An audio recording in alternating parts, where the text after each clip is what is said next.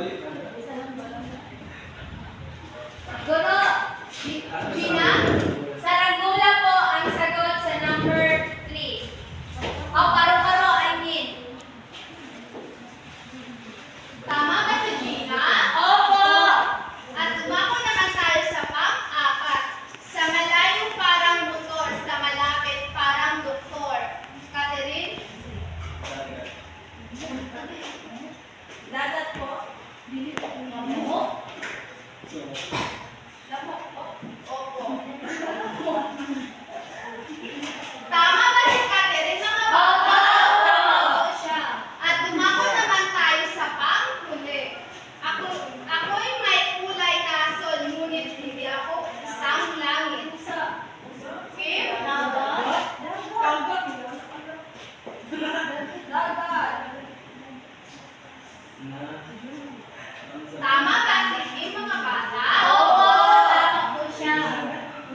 Ngayon, mga bata, base sa ating aktibidad, ano kaya ang paksang tatalakayin natin ngayon? Jumer? Base sa ating ginawang aktibidad, sa tingin ko ang paksang tatalakayin natin ngayong hapon ay patungkol sa bugtong. Tama, bigyan natin si Jumer ng 5 palakpak. Ang paksang tatalakayin natin ngayon ay tungkol sa bugtong.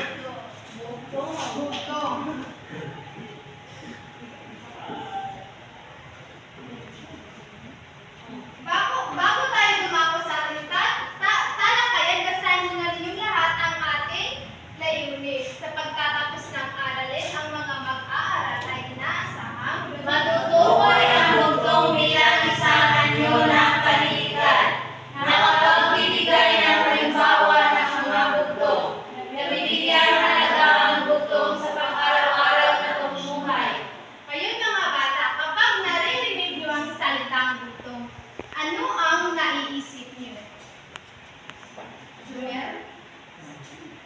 Naiisip ko po na ang bugtong ito po ay tatalagay ng mga matalingagang mga salita. Tama, bigyan natin si Jumer ng alin junior shot club.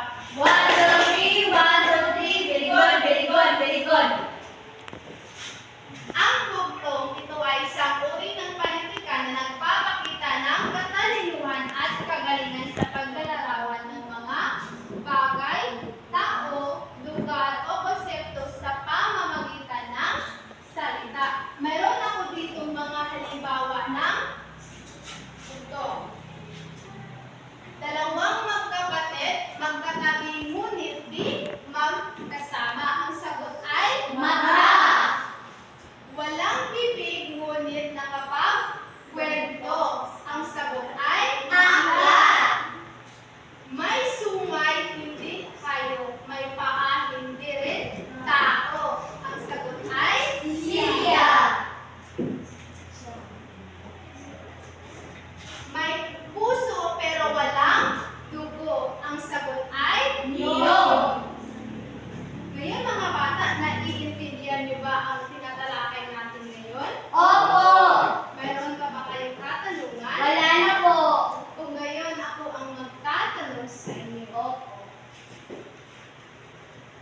Ano nga ba ang ibig sabihin ng bugtong?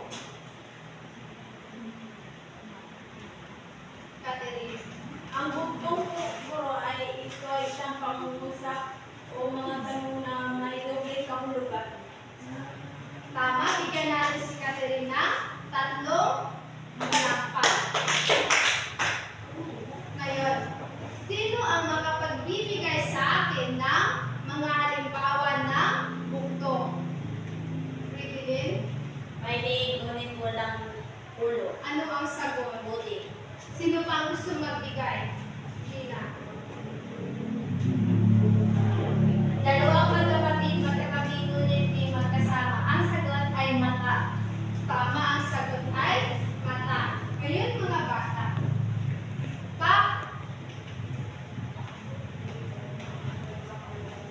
paano natin mapapalagaan ang bugtong?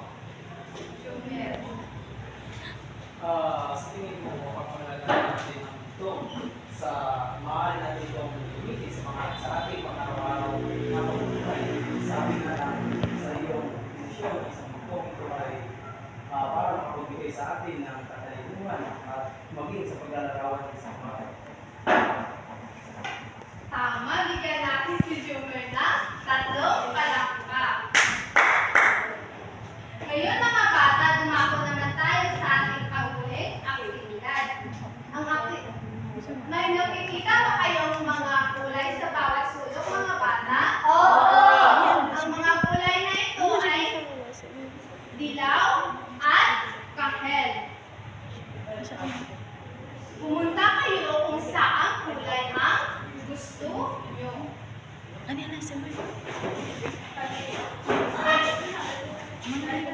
Yellow.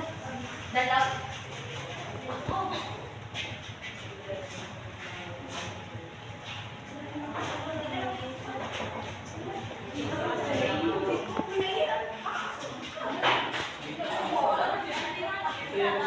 Kumuha kayo ng isang representante na tagapagbulat sa inyong gawain.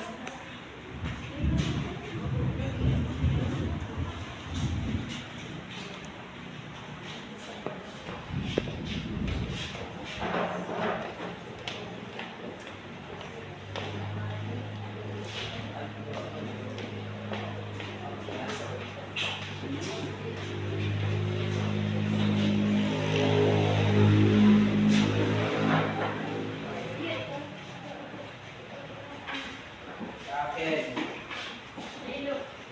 Tapos na ba ang lahat mga bata? Opo, tapos na po ang Kulay kahel. Birdie. Ayun na. Isa rin. Ayun. Hindi ba siya makikita? Isang kali.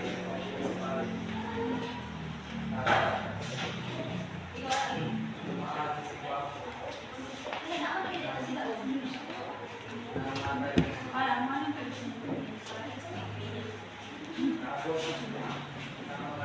Tapos na ba ang kulay? Ang unang mag-uulat ay kulay kahel. Ito yung bugtong na aming nasikitan. Isang kali paupo sa tasa. Ang sagot ay besoy. Pangalawa, dumaan si Guapo. Namatay ang mga pangit. Sagot, gabi. Nabot na kamay. Pinagawa ang paa. Maraming salamat kulay kahel. Bigyan natin ng masigabong palakpak ang kulay kahel. At dumako naman tayo sa kulay dilaw. Sino ang representante? una, may pusok na walang tuto. Sagot, sabi. Mataas ko na maupo, mababa ko nakatayo. Sagot, aso. Mataas? Ha?